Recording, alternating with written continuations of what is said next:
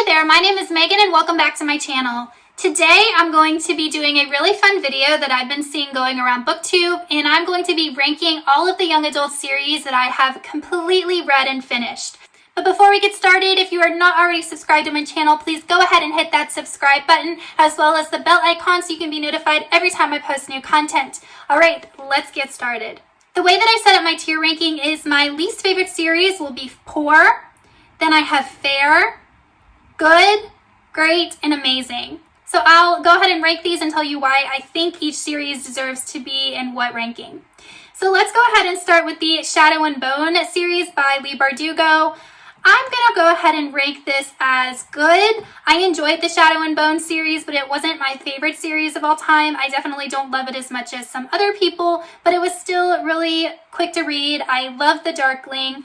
I just felt like some of the battle scenes were a little too quick, and I also thought that the characters were slightly immature at some points. Then we got the Lunar Chronicles by Marissa Meyer. I really enjoyed the Lunar Chronicles. I enjoyed the last two books a lot more than the first two books. I'm going to go ahead and rank this as good also. Next we have Delirium by Lauren Oliver. This is an older dystopian series, and I really liked the first two books in this series, but the last one was so bad and such a disappointment that I cannot possibly put this in the good category. I'm going to have to go just in fair. If that ending had been different, it probably would go in the good or even great category. The next series we have is the Partial Sequence by Dan Wells. This is like a post-apocalyptic story / sci-fi that has to do with genetically modified humans. And I really liked the first two series. I thought that the series had a lot of potential, but same situation as Delirium. The ending was just very unsatisfactory. And I listened to most of these on audiobook, and I feel like if I had read them, I would have been bored at a lot of different points in the story, so I'm going to go ahead and put that as fair.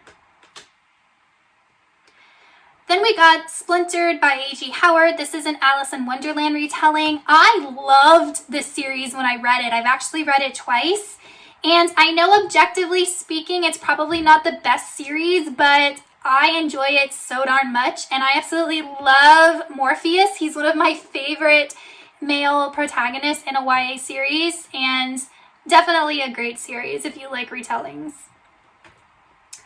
Next we have the Starbound trilogy by Amy Kaufman and Megan Spooner. This is a sci-fi trilogy that's very romance heavy, and I really liked this series. I'm going to put that in the great category. I definitely have been itching to reread this series. I liked how the aliens were portrayed. I liked all of the romances. It was just a good fun time.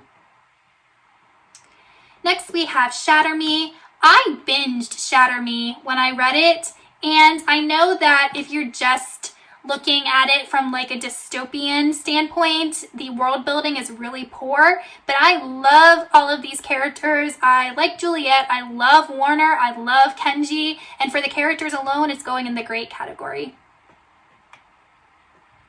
Next we have The Fifth Wave by Rick Yancey, and yeah, poor category. I liked The Fifth Wave, I enjoyed it, but then I read The Infinite Sea and I was like, oh gosh, I hope the last book is better.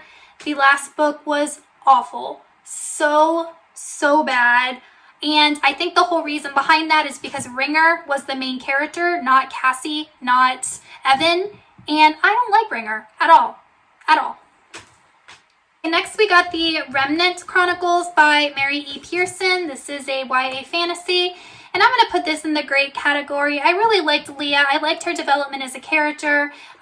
The world is definitely an easy world to get immersed in. I liked the romances and the love triangle in the first book. I don't have a problem with love triangles as long as they're well done, and this one I thought was. And I liked the unique narrative style in the first book. The next series is The Raven Cycle by Maggie Stieafvater, and if y'all know me, I love this series. I'm going to put this in the great category. I love these characters. They are so near and dear to my heart. I really wasn't a fan of the last book in the series, but these characters are awesome, and I really want to read her spin-off series that has to do with Ronin. Then we got the, I think it's Shattered Seas series by Joe Abercrombie. This is a very, very light fantasy that has to do with different characters in each book, but it has to do with like the same plot. We just follow different characters, and I really liked it. I really don't have anything negative to say about this series other than I felt like it was a little too short. I feel like the world could have been more fleshed out, but I definitely want to reread this one in the future too. Okay, now we got the Wrath in the Dawn by Renee Ahdieh. This is another series that I'm going to put in the great tier. I had so much fun reading this. I loved the romance. I thought it was very well done, very slow burn. I thought that the whole curse aspect was really cool. And yeah, this is another series that I would definitely reread. Then we got The Red Queen by Victoria Aveyard, and this is a dystopian fantasy. I'm going to put this in the fair category. I enjoyed Red Queen. I did not like the second book. I think it's, gosh, what is it called? Glass Sword. I really had trouble getting through that. When I read King's Cage, I'm like, okay, this series is picking up again. But then the last book, Warstorm, there was just, it was a huge book and not a lot happens. A lot of repetition, very weak climax. So that one was just okay. Next, we got this Savage Song, or The Monsters of Verity by Victoria Schwab. This one I'm also going to put in fair because I just couldn't really connect with these characters that much, especially Kate. I liked August. I thought he was a really sweet character, but I really wasn't a fan of Kate, and I just found the villains to be a little bit too comic booky villain. Then we got Six of Crows, and I'm going to have to put Six of Crows in Amazing. I was not a huge fan of Six of Crows, but Crooked Kingdom I absolutely loved. I thought that Leigh Bardugo definitely stepped up her game. I thought that the plot was so much more intricate, and we just got so much more of the characters, so I really enjoyed it. Next, we have the Infernal Devices, and that is one of my favorite YA series. I think it is the best out of Cassandra Clare's works that I've read so far. I love the setting of Victorian England. I love the steampunk aspects with the automatons. I really like the characters, Will, Tessa, and Jem, and their interactions and their dynamic is just so good. Then we have the Mortal Instruments. I'm going to put the Mortal Instruments in great because I read this series twice and I just really like it. I mean, is it the best series written? No, but who can deny that Cassandra Clare created an amazing universe, a very interesting, unique universe, and so many stories within that universe. I mean, you can't deny that, so it's definitely great. Then we have The Folk of the Air by Holly Black. I'm going to put this in good just because I was not a fan of how the trilogy ended. I thought that the third book was incredibly weak, but the first two were a lot of fun, and I really, really flew through them. The Hunger Games, I have not read The Hunger Games in years, so I wish I had more of an updated opinion, but when I first read it, I thought it was amazing. So just going off that, I'm going to put it in amazing because I really can't remember feeling any differently. The next series we have is Caraval by Stephanie Garber. This one I really, really loved the first two books. I loved the way that Stephanie Garber writes. I love the atmosphere and the whole carnival-like setting. I wasn't a fan of how the trilogy ended, but this is one that I'll definitely reread just for the atmosphere, so I'm going to put it in great. Next we got Three Dark Crowns by Kendare Blake. This one I'm going to put in good. It's definitely a fun time. I really enjoy the series. It's not one that I absolutely love and feel super, super connected to, but it's definitely a good series and one I would recommend if you like fantasy. Oh, all right, it looks like I have the Infernal Devices on here twice, so I'm going to skip over that. Then we got the Warcross duology by Marie Lu. I'm going to put this one in good. A lot of people compared this to Ready Player One when it came out. Please do not compare it to Ready Player One. It's nothing like Ready Player One. But it was a fun time. I felt like there wasn't really as many computer or technology references as I was hoping. I felt like that was a little generic for a sci-fi that has to deal with that type of thing, but it was fun. The next we have is Letters to the Lost Duology by Brigid Kemmerer. I'm going to put this one in great because I loved Letters to the Lost. I thought it was so good, but the companion, More Than We Can Tell, I didn't like nearly as much. I found the main character just to be very foolish. Not Declan. Or, is that his name? Declan? I don't know. Not the guy, but the girl in More Than We Can Tell. I don't think his name's Declan. I can't remember. The next series we have is the Carve the Mark duology by Veronica Roth. This is a YA sci-fi. I really enjoyed this series. I know a lot of people don't like it, but I just found it really interesting. I liked the way that she made these cultures and civilizations, and I loved the dynamic between the two main characters, the romance. I thought it was very well done and very realistic. Then we have this Mortal Coil by Emily Suvada. This I do have like a whole review for on my channel. I'm going to put this under the good category. I really enjoyed the series. I thought that the science and technology aspect was super cool. I just wasn't that invested in the characters or the romance, but overall it's a good series. Then we have the Sky and the Deep duology. This includes Sky and the Deep and The Girl the Sea Cave Back. I'm going to put this in the great category. I was gonna maybe put it in amazing, but I just can't.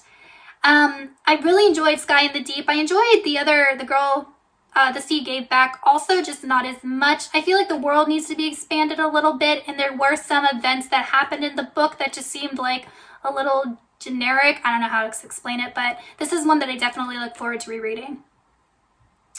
Then we have the Gemma Doyle series by Libba Bray, and if y'all know anything about me, you know that I adore this series. I love it, and so many people do not. So, unpopular opinion here, I think it's great. It's Victorian England, it's dark, it's creepy, it's awesome. Then we have Twilight. I was thinking about not putting Twilight on here because I have not read these books in over 10 years, and I don't know if my opinion still holds. I would have to reread them. I'm going to go ahead and put it in the fair category because I really liked the books when I read them. I've seen all the movies, but they're definitely problematic in some respects. But I have to give Stephanie Meyer kudos for creating such a popular series and characters that people really love. But I just like dark, creepy vampires. I don't really like nice daylight vampires, but I still enjoy the series. Okay, the next one is The Curse Workers by Holly Black. I'm going to put this under good as well. It's definitely a fun series, very easy to get through, very simple but fun magic system, but it didn't wow me in any shape or form. The next series we have is The Maze Runner. This is another series that I read years and years ago, so I'm not sure if my opinion would still hold. I remember flying through them. I really liked the first movie. I'm going to go ahead and put that under good.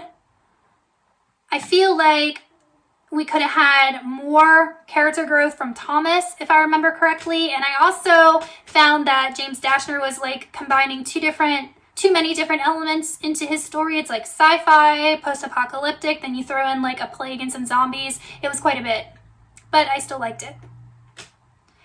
Then we have the Seven Realms trilogy by Cinda Williams-Chima, one of my favorite series of all time. I love it, and I can't wait to read her spin-off series. I actually own all 4 books and haven't read them yet because I don't know what I'm doing, but definitely if you have not read this series, it's so good.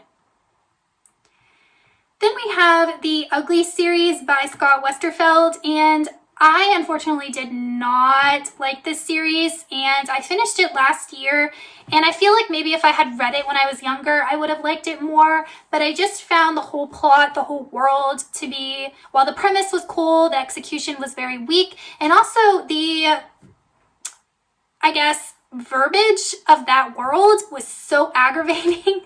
Everything was bubbly or icy, or I couldn't handle it at some points. The next series we have is Divergent by Veronica Roth. I'm going to put this under fair because I really thought that the world was interesting. I liked the whole idea of the factions and the tests to determine your fate. and I had a lot of fun reading the first two. I really disliked the third book, and I feel like if that book had been different, it probably would have been good or even great, but that third book just killed it. Then we have Daughter of Smoke and Bone by Laini Taylor. I'm going to put this one under good as well. That's not a series that I really love, but I think it's fun. It's interesting. It introduced me to Laini Taylor's writing style, which is really unique. And I think it would probably go under the great category if the third book had been different, but I found that the climax in the third book happened way too soon, and then we got introduced to all of this extra plot, and I just didn't understand why she did that. So it was just okay for me. And then lastly, we have the Anna series by Kendare Blake. This is the duology Anna Dressed in Blood, and I think it's Girl of Nightmares is the second book. I loved Anna Dressed in Blood. I thought Girl of Nightmares was okay, but Anna Dressed in Blood, definitely a book I would suggest around Halloween. It's a ghost story, and it's really just got some creepy elements. The main characters are awesome, and really, really spooky vibes. All right, you guys, so that is it for the 33 young adult series that I have read and my ranking. So I hope you really liked this video, and let me know in the comments if you have read any of these books and what you thought of them, and I will see you soon in another video. Goodbye.